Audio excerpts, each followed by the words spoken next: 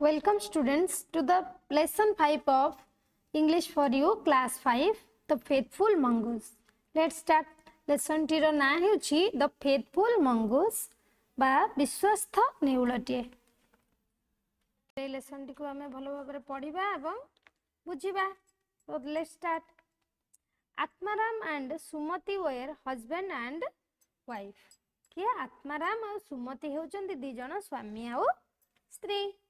They lived in the village Sripur. से माने कोठी रुहंती ना श्रीपुर ग्राम रे बास करूथिले. The couple had a baby boy.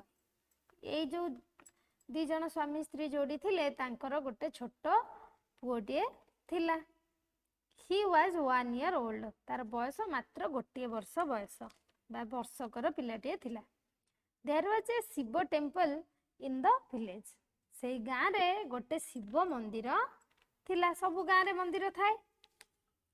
Atmaram was the priest there. Atmaram के थिले ना सेठिकार पूजारी थिले. तार अर्थ से मंदिर रे से ही पूजा करुथिले. ये से आत्माराम जाइके से शिव मंदिर रे पूजा करुथिले. It was a Monday in the month of Kartik. Kartik मासर सोमवार थाए. Atmaram was not at home. Atmaram घरे न थांती. He was in the temple. कोड थांती ना मंदिर रे थांती. He was worshipping Lord Shiva and reciting hymns. से कौन करथिले ना शिवं को पूजा करुथिले आउ मंत्र गुडी को सेठी प्रार्थना करुथिले गाउथिले. There were some people in the temple too. आउ किछि लोक मध्य से मंदिर रे थिले. They were offering flowers to the god. से माने कौन करथिले ना भगवान को फूल अर्पण करुथिले. सब सोमवार भी देखिले कार्तिक मास कौन सब सोमवार शिव मंदिर रे सब भिड़ लगी थे. लोक माने पूजा करथांती. Here at home Sumati was cooking lunch. एठारे घरे कौन करथिले ना सुमति रोसई करुथिले खाइबा पई की. दीपहर खाद्य रांधिबारे से लागि थांती. She was frying some plantains. से कंचा कदली भजा करुथिले. Her baby was sleeping on a mat. तांको पिलाटी कोड थिला ना गोटे चटाई ऊपरे सोई थिला बा सप ऊपरे सोई थिला.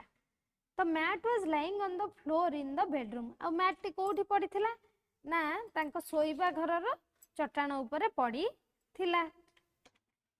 तबे चटाई टी कोठी पड़ी थिला ना सोईबा घरर चटाण ऊपरे पड़ी थिला. Atmaram and Sumati had a pet mongoose. तांकर आत्माराम और सुमति कर गोटे पोषा मंगूज अर्थ है नेउलटीए थिला.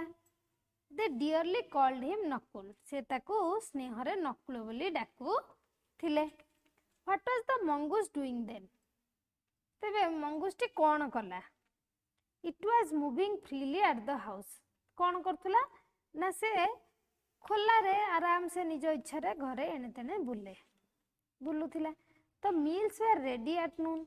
दीपहर पर्यंत खाद्य गुड़िक प्रस्तुत हो गला. Sumati waited for her husband but he did not come back. He was late. Sumati तार स्वामी के अपेक्षा करि थाए किंतु से आसिले नाही. से डेरी हेई गले बा देर हेई गला. तार आसिले नहीं. जो समय फेरिया कथा आसिले नहीं. Let me not waste time thought Sumati. जेतेबेले से देखिले ता स्वामी कर डेरी होउची आसीबा से भाबिले जे मोर आ डेरी करबा उचित हो नाही. एक कथा बसिके एक कथा भाबिले. There is no water at home. घरे पानी मध्य जमा नाही. Let me go to the pond for water. एबे मु जाउची किछि पोखरी रु किछि पानी नेई आसे. पॉन्ड अर्थ होला पोखरी. Then she called the mongoose and said. तापर से नेउलटी को डाकिले और कहिले Nakul my dear I am going to fetch water from the village pond. प्रिय नकुल मु एबे गाँ पोखरी रु किछि पानी आनिबा को जाउछी.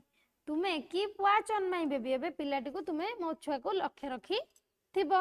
Don't leave him alone. ताको एकुटिया छाड़िबो नाही. माँ माने जेमती गला बेले समस्त को कहि कि जानती पिला को जगियो पे ठीक सेमिति से नेउलटी को कहि देई कि गले. Sumati got into the kitchen. एबे सुमति रोसई घर भीतर को गले.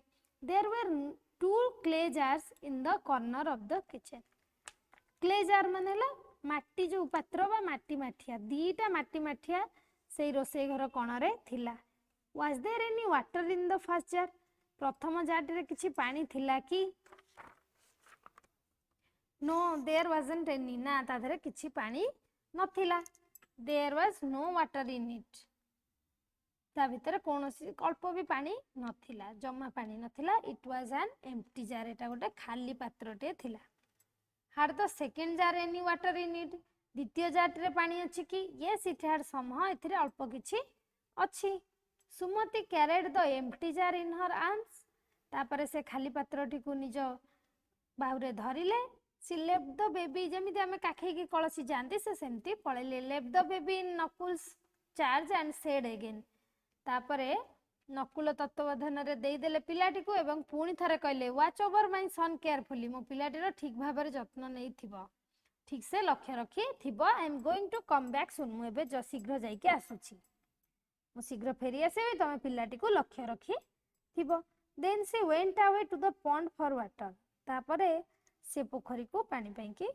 गले the baby was fast asleep पिलाटी गभीर निद्रा रे सोईथिला Nakul was going round his bed Nakul ता बिछना चारिपटे बुलू थिला बा पहरा देउ थिला a black cobra crept into the room that time ठीक सेही समय रे गोटे कळा नाग से रूम भीतर को बा कोठरी भीतर को पसी आसिला it was slowly moving towards the baby धीरे धीरे ए नागसापटी पिलाटी आड़ को जाऊ थिला Oh, the snake is going to bite the baby. Suddenly, the mongoose fell on the cobra and there was a fearful fight between them. ओ पिला सापटी पिलाटी को कामुड़ीबा को जाउथिला ठीक सही समय रे मंगूसटी ता ऊपर को झांप देला बा डेई पडिला तापरे तांको दी जनक मध्य रे भयंकर युद्ध हैला बा लड़ाई हैला फाइट रो अर्थ हैला परस्पर लड़ीबा at last Nakul cut the snake into 3 pieces तापर शेष रे नकुल कौन कला बा से नकुल जो मंगू थिला बा जो नेउलटी थिला से सापटी को 3 टुकड़ा कर देला काटी की विथ इट्स शार्प टीथ कोथरे ना निज जो तीक्ष्ण दांत थिला ता सहायरे से ताको काटी की 3 गर करी देला the snake died and the baby was save एबे सापटी मरी गला पिलाटी एबे विपद मुक्त थिला निरापद रे रहिला the mongoose was very happy नेउलटी भारी खुशी हे गला let me give my mistress the good news it thought से एबे भाबिला मते जाय कि मो मालिकाणु के भलो खबरटी दबा दरकार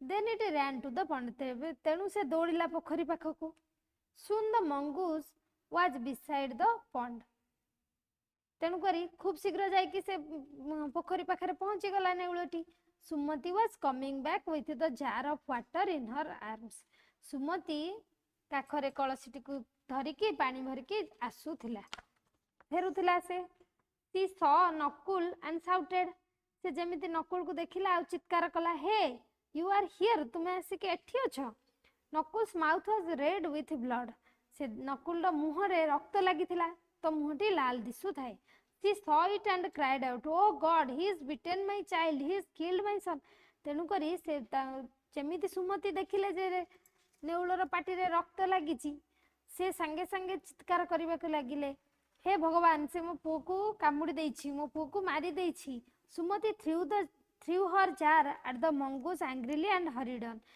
सुमति नेउलटी ऊपर को से कलसीटी को फोपाडी देले एवं खूब शीघ्र शीघ्र चली आसिले घर भीतर को she got home in no time तांको बहुत कम समय लागिला से शीघ्र आसी घर भीतर पसी गले what did she find there से कोन देखले सेठारे her son was sleeping quietly and 3 pieces of a snake were laying near his bed से कोन देखले ना ता पुओ जेमती सोइथिला ठीक सेमती निरापद रे सोइची आ पाखरे गोटे सापर 3 खंड पड़ीची good God Nakul has saved my son's life से कहले हे दयालु भगवान नकुल मो पुओर जीवन बचाई देती he has killed the snake से सापटी को मारी देइछि आ मो पुओर जीवनटी को बचाई देइछि देन से ran madly to the side of the pond तापर से पागलंक भलिया दौड़ीबा को लागिले पोखरी पाखकू forgive me lord I have made a great mistake तापर भगवान कहले हे भगवान मु बड़ भूलटे करि देइछि मते क्षमा करी